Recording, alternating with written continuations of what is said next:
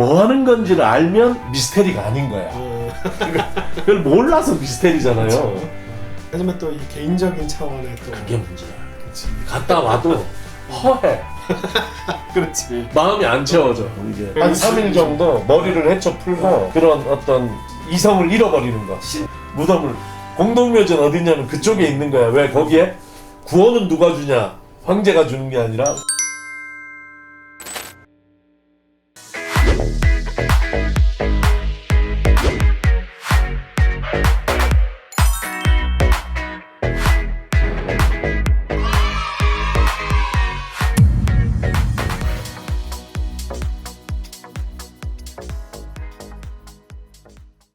네, 안녕하세요. 반갑습니다. 네, 우리 동네 성수학당 오늘도 우진성 박사님 모시고 신약의 또 뒷이야기들 또 듣도록 하겠습니다.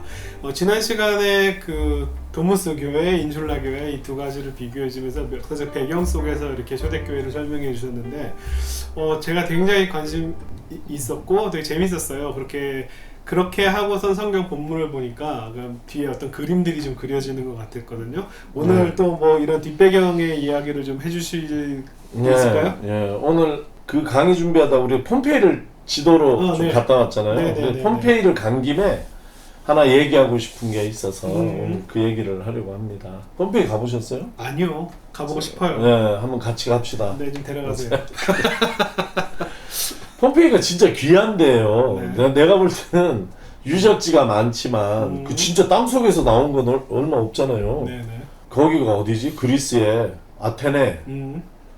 그거 뭐 땅에서 나온 것 같지만 도시가 그대로 나온 건 아니거든요. 그렇죠, 그렇죠. 그러니까 사람들이 거기서 그대로 지금 현재도 살고 있으니까 그 그럼 빛을 파기가 어렵죠. 어렵지. 그래서 그게 뭐 이렇게 저렇게 있는 것들이 사실은 우리가 자꾸 착각하는 게 그런 유적지 지어놓으면 땅속에서 그대로 나온 것 같지만 그게 아니라 거기에 있는 흩어져 있는 재료들을 가지고 재구성을 한 거죠. 학자적 재구성을 했다. 고고하게 그런 거 아니겠습니까? 그렇죠. 예, 그러니까 거기에는 상상력도 들어있고 이런데 폼페이는 있는 그대로 나왔으니까 아직도 파고 있어요. 그렇죠. 아직도 한 3분의 1밖에 못 팠대요. 그러니까 좋은 데죠. 어떤 사람은 내내 폼페이만 가더라고. 화석처럼 이렇게 옛날 모습이 그대로 굳어져 나온. 그래서 화산 이런 자연 재해들이 그 당시 사는 사람들에게는 큰 재앙일 수 있겠지만 맞아요. 우리한테는 정말 귀한 자료라고 얘기할 수 있겠죠. 이런 분들의 희생에 그렇죠. 네. 위에 이렇게 네. 다 화석이 돼 죽은 사람들이죠. 이런 분들이 그 위에 고대 근동 6m 화산재가 쌓였대 거기에. 그걸 걷어내고 나니까 네. 이 도시가 나온 거잖아요. 고대 근동에도 좀 비슷한 게 있는데 우가르시라고 하는 도시가 청동기 시대에 청동기 말미 BC 1200년에 비교가 안 되네. 도시가 순식간에 이제 쫄딱 망해요. 우가린. 네. 우가린 문자 뭐 이런 그렇죠. 거. 근데 그게 그 사람들이 이제 뭐 바알 신을 섬기고 다곤 신을 섬기고 엘 신을 섬기고 이제 이런 사람들이었는데 그게 이제 청동기 시대부터 BC 1200년 BC 1200년이죠. 그때부터 언제 발굴이 됐냐면 1945년에 거기가 발굴이 됐거든요. 이제 그러면서 거의 뭐랄까요 3200년 정도 땅 속에 묻혀 있던 거기도 묻혀 있었어요? 네, 그렇죠. 도시가 재해를 맞아가지고 그대로 다 불타버린 거예요. 그래서 그대로 땅 속에 묻어서 오랫동안 이제 사람들이 거기를 몰랐던 거죠. 그러니까 이제 그때 재해가 있어야 돼, 그러니까. 그렇죠. 그리고 심지어는 문서들, 우가린 문헌이 왜 어떻게 발견이 됐냐면 그때 문서들은 다 진흙으로 되어 있고 거기다가 글씨를 썼단 말이에요. 그 진흙은 좀 지나면 다 없어지고 모래가 되는데 그 진흙으로 이제 해놓은 문서들을 보관해 놓은 일종의 도서관 같은 데가 있었는데 거기가 불이 타버린 거예요. 그거 딱딱해졌겠네. 진흙이 그대로 탄 상태로 이제 3000년 가까이 땅에 이제 묻혀져 있다 보니까 이제 그걸 그대로 갖고 온 거죠.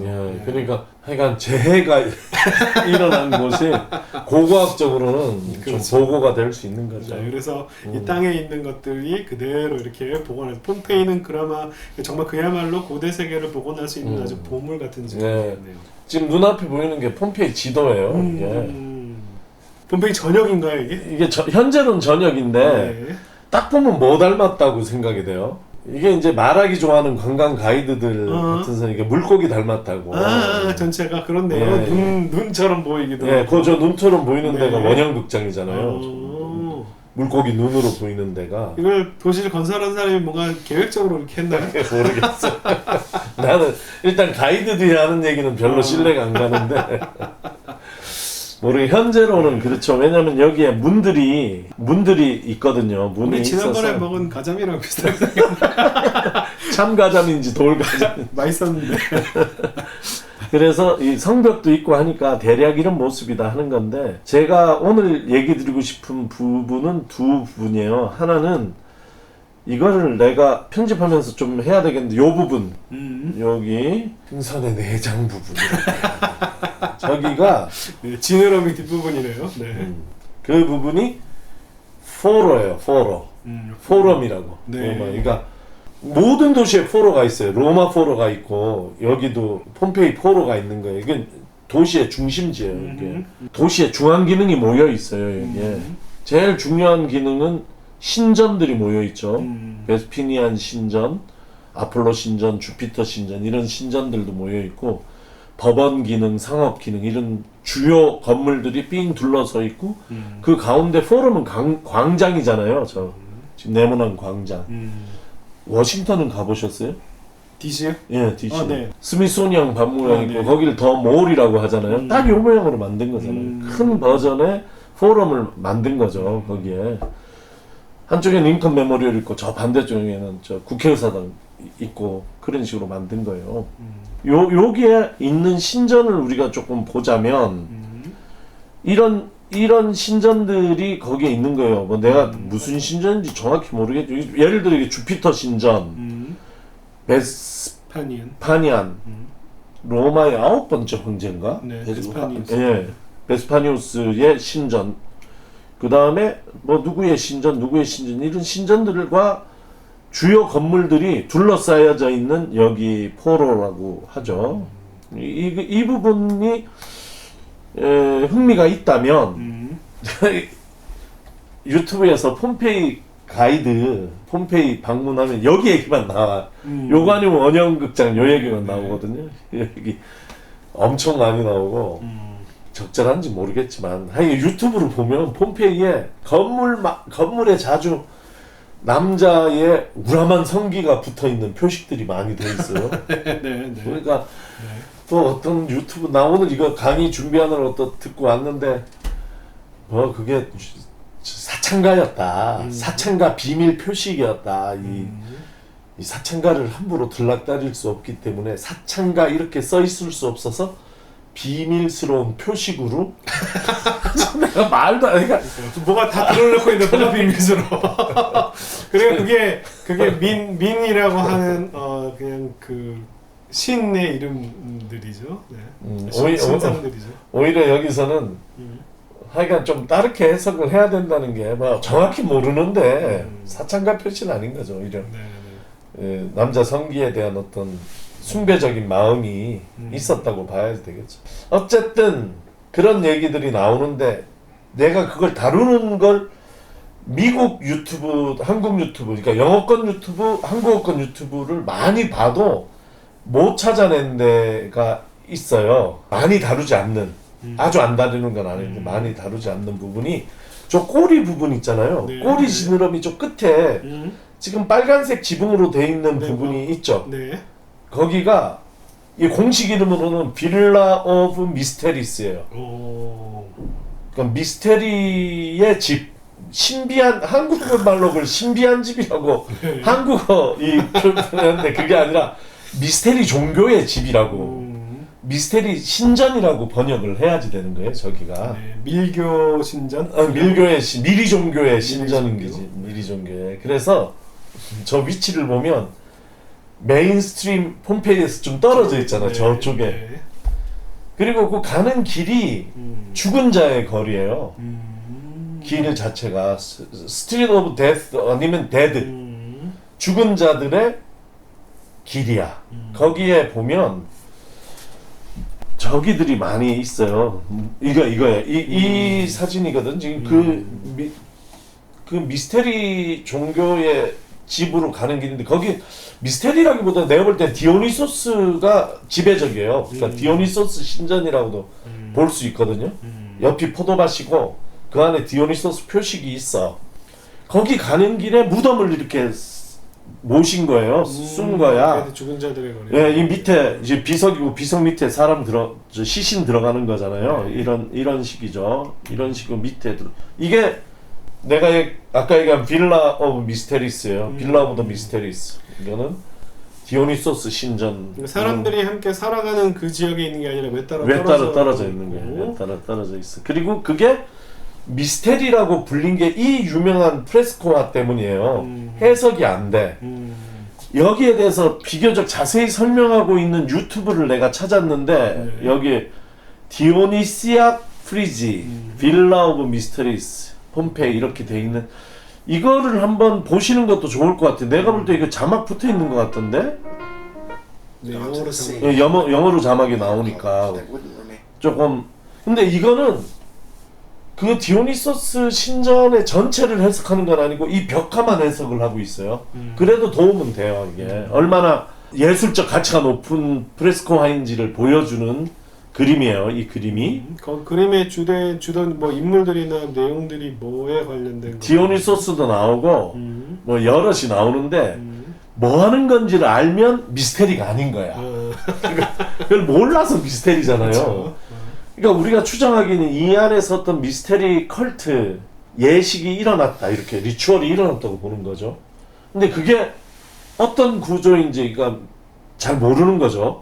모르기 때문에 미스테리라고 하는 거예요. 헬라어로는 미스테리온 그렇게 얘기를 하죠. 그리고 또 하나 볼 수 있는 게 이게 이제 거기에 있는, 이게 좀 오래되면 내가 찍은 건지 다운받았는지가 헷갈려. 내가 여기 가서 사진 제법 찍었는데 포도즙 가는 기계에 이게 여러 사람이 저 기둥을 잡고 아래 이렇게 흔들면, 앞뒤로 흔들면 도르래에 의해서 포도즙이 짜지는 거야. 그 짜진 것이 이런 그릇으로 옮겨서 담을 수가 있어요. 그래서 여기가 디오니소스하고 관련이 있다고 보는 거죠. 이 머리 부분을 하면 소거든요. 소 머리가 디오니소스의 상징이잖아요. 네. 그래서 포도주를 생산하는 게 여기서만 일어나는 어떤 그런 건가요? 아니, 그렇게 보여. 이 폼페이에서는. 왜냐면 여기를 가면 이 주변이 다 포도밭이에요. 여기 이쪽이.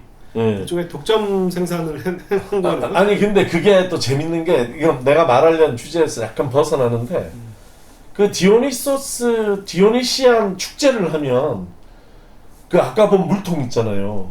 큰 물통. 그 6개였나? 그 물통에 물을 채워. 그 다음에 문을 닫고 디오니소스 예배 페스티벌을 한단 말이지. 그리고 디오니소스의 사제가 문을 쫙 열고 이 물통 뚜껑을 딱 열면 물이 포도주로 그럼 바뀌어 있는 거야. 그게 디오니소스 축제의 제일 핵심적인 거거든. 물을 포도주로 바꾸는. 이야, 네. 그 포도주, 그러니까 이 기쁨은, 인생의 기쁨은 디오니소스로부터 온다. 이런 거잖아요. 그러니까 그때부터 이 종교적 연출이라는 게 되게 중요했죠. 그 사람들 모르는 게 아니지. 알지만 그래도 어쨌든 말하자면 이제 올려드리는 거지. 디오니소스에게 그런 자리이기 때문에 저 자리는 미스테리 종교의 자리면서 동시에 디오니소스 그 중에서도 하고 연결이 되지 않았을까 이렇게 보는데, 이 얘기를 하는 게 내가 이제 로마 포로하고 그 디오니소스 종교하고 좀 비교를 해보고 싶은 거예요. 그게 왜 중요하냐? 오늘은 성경 얘기보다는 이 배경사인데, 교회가 출발했을 때 종교적으로 교회의 경쟁자가 되었던 그룹이 종교가 그리스 로마 문화에서 두 가지가 있는 거죠. 하나는 로마의 공종교로서 황제 숭배? 황제 숭배가 국가 종교죠. 공종교이죠. 그렇죠. 여기 베스피니안 지금 나오고, 우리 동네 성서학당 강의 중에 김범식 목사님이 로마의 동정과 황제 숭배라는 강의 한 적이 있어요. 제가 바로 다시 올려드릴 건데, 거기 보면은 황제 숭배가 얼마나 전국적으로 또 행해졌는지 알 수 있는 거예요. 그러니까 강력한 종교죠 이게. 거의 기독교와 비슷한 시기에 출발을 했거든요. 한 1세기 정도 더 빨라. 여기는 왜 했냐면 로마의 통일을 위해서 한 거죠. 아, 내가 막 하고 싶은 말이 많은데 말하면 이게 시간 너무 가. 그냥 네, 오늘은 네. 황제 숭배 한쪽. 국가 종교다 이렇게만 딱 얘기를 할게요. 예. 국가 종교. 근데 국가 종교로서의 황제 숭배가 한계가 있는 거야. 그 한계는 뭐냐면 이 국가 종교에는 누구나 참여해야 되잖아요. 다 참여하는데 이 황제 숭배의 궁극적인 이데올로기는 팍스 데오롬, 신들의 평화. 이걸 바침으로써 신들이 평화를 주는 거잖아요. 로마에. 그 다음에 팍스 로마나. 이 두 개거든. 팍스 데오롬은 인간이 할 수 없는, 줄 수 없는 평화를 신이 준다는 거야. 그 얘기는 뭐냐면 가뭄이 안 들고 지진이 안 오고 그 화산 터졌잖아요. 그런 화산 폼페이를 뒤덮은 화산 같은 게 안 터지고 홍수가 안 나고 이런 게 이제 팍스 데오롬이고 팍스 로마노는 정치, 전쟁, 예, 군사 이런 것들로 확립할 수 있는 평화를 얘기를 하는 거죠. 이 두 개를 위해서 예배를 드리는 거잖아요. 이 두 개가 종교 예식의 목적인 거야. 되게 국가적인 차원의 대규모의 그렇죠. 예. 거시적인 종교가 그렇지. 예, 완전히 같은 날 같은 방식으로 전 로마 제국의 도시들에서 똑같이 멋지게 질서 있게 행해지는 예식이었거든요. 하지만 또 이 개인적인 차원의 또 그게 문제야. 그치. 갔다 와도 허해. 그렇지. 마음이 안 채워져. 이게 어디 이제 동원돼서 갔다 온 느낌이지. 그치.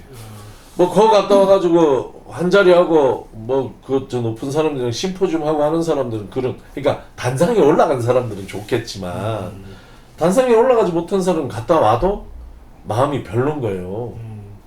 그러니 뭐가 안 채워진 1번이 뭐겠어요? 종교의 기능, 뭐 목적, 죽음에 대한 두려움이거든. 죽음 이후에 사후 세계에 대한 보장 이런 게 종교에서는 굉장히 중요한 건데 그게 안 채워지는 거야. 말하자면 내 개인의 구원은 없어.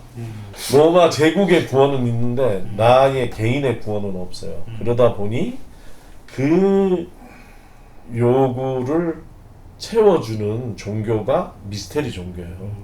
그 종교의 이름은 뭐 디오니소스 종교도 있고 여러 가지 미스라도 있고 아티스도 있고 아스클레피우스도 있고 뭐 여러 개 있지만 저 외경 중에 요즘에 도마복음 연구가 활발하던데 같은 레벨에서 빌립복음이라고 있거든요.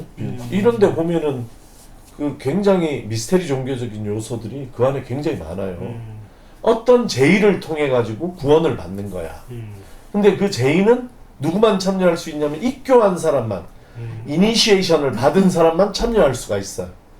그리고 거기선 어떤 제의가 행해지는지는 몰라서 미스테리예요. 네.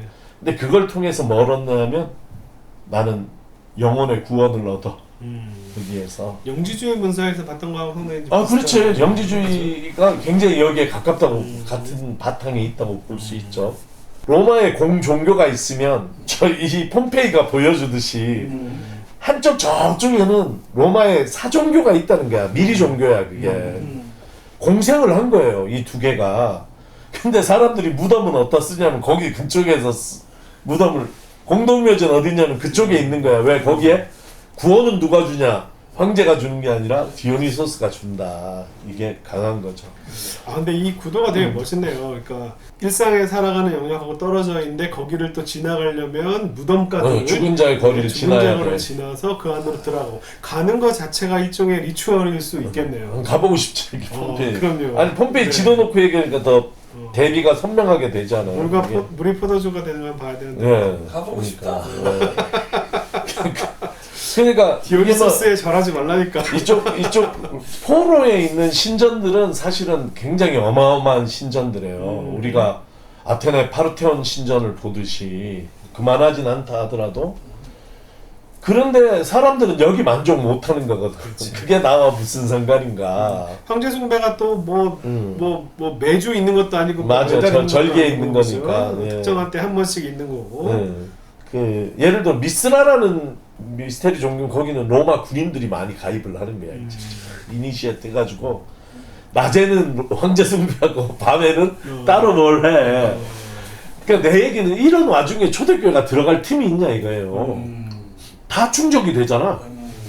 낮의 종교는 로마 황제 숭배에서 다 국가 종교로서의 그건 다 제공을 하는 거고 거기에 부족한 부분은 밤의 종교. 밤의 종교 아니 꼭 밤 종교 아니고 어쨌든 저쪽에 있는 이게 미스테리 종교에서 그걸 충족을 해주는 거잖아요. 그러니까 뭐 나는 한국 그 종교에 대해서 과문한데 유교하고 무슨 무속하고 관계도 이런 게 좀 있겠나 싶은 그런 마음은 좀 있어요. 공부해볼 만한 주제죠.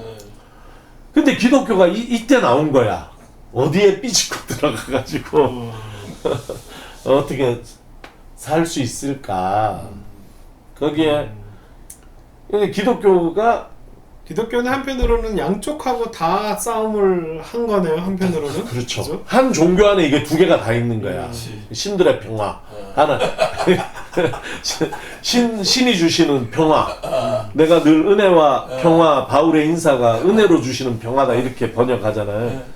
헨다이디아스 두 단어를 통해서 하나의 뜻을 표현한 거다. 이렇게 은혜는 로마 황제가 주는 것이 아니라 하나님은 은혜로 주시는 거다 하면서 이 팍스에 대한 그 욕구를 충족을 시켜주고 동시에 죽음 이후에 대해서 죽음아 내 쏘는 것이 어디냐 막 이렇게 바울이 몸의 부활 영적인 몸의 부활 고린도전서 15장인데 막 얘기하잖아요. 이게 두 개가 다 되는데 내가 오늘 얘기하고 싶은 건 아가페 강의니까 플러스 미리 종교가 주지 못하는 게 있는 거야.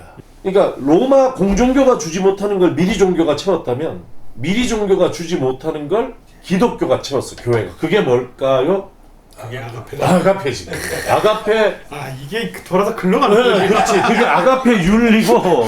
나 언제 아가페가 나와? 지금 디오니소스에 너무 심취해 있어. 그 상상만 하고 있고. 그게 윤리고 그게 아가페 공동체인 거야. 이런 미스테리 종교는 공동체가 없어요. 무당한테 가는 사람들이 공동체가 있진 않잖아. 자기의 문제 해결이 우선이지. 비유가 너무 웃긴 비유긴 한데. 정확한 사실 신과의 1대1의 어떤 맞아요. 관계들, 합의들, 수직적인 관계가 핵심이지 공동체적이고 수평적인 관계가 사실은 별 중요하지 않은 거죠. 그렇게 보여지는 거죠. 그러다 보니 기독교는 이 사람의 공동체가 있는 거예요. 이 공동체는 막 바울 사도는 막 기꺼이 죽겠다 막 이랬었고 우리가 예수를 통해서 하나님의 사랑을 알았으니까 우리도 형제 자매를 위해서 죽는 것이 마땅하다 그러고 뭐 이런 들어보지도 못한 놀라운 어떤 아가페 공동체, 사랑의 공동체 그걸 뭐 아가페 윤리라고 얘기하면 되나? 삶의 방식이라는 면에서 에틱이라는 말을 쓴다면 국가 종교도 주지 못하고 미리 종교도 주지 못한 이걸 가지고 들어가서 이 두 개의 장점을 통합해버린 게 기독교다, 교회다. 그래서 교회가 삐짓고 살아남았을 뿐만 아니라 들불처럼 퍼져서 로마의 공교회가 된 것이 아닌가. 아니 이 얘기는 그냥 폼페이 얘기를 지난번에 한 김에 재밌었습니다. 폼페이 가서 저한테는 굉장히 인상적인 거였고 그래서 한번 얘기를 드렸습니다. 요거는 끝입니다. 네. 자, 그러면 오늘 또 다시 한번 이 초대교회의 어떤 배경사들을 그 또 이 폼페이의 어떤 지도를 놔두고 설명해 주셔서 음악사님이랑 한번 갈까요? 안내를 한번 해주셔야겠는데. 좋아 이게. 우리 구독자분들 한번. 로마에서 기차 타고 가까워요. 나폴리. 근데 그 내리는 데가 나폴리거든. 피자의 고향이지. 미향이고. 여기 또 축구를 또 잘했죠 지금. 김민재 선수의 연기를 안 되는데. 빨리 끝냅시다. 네, 오늘 다시 한번 또 이런 배경들을 통해서 그 당시 초대교회 사람들이 어떻게 느꼈고 그리고 또한 기독교가 그 당시 상황 속에서 기독교가 어떤 의미를 가졌을까에 대해서도 다시 한번 이게 재구성을 해보는 아주 좋은 시간이었습니다. 많이 배웠고요. 여러분들에게도 많이 유익하고 또한 재밌는 시간이 있기를 바랍니다. 네, 우동서당 그러면은 또 다음 시간 기대해 주시고 구독, 좋아요. 알람까지 네. 잘 부탁드리겠습니다. 네, 그럼 다음 주에 또 뵙도록 하겠습니다. 안녕히 계십시오. 감사합니다.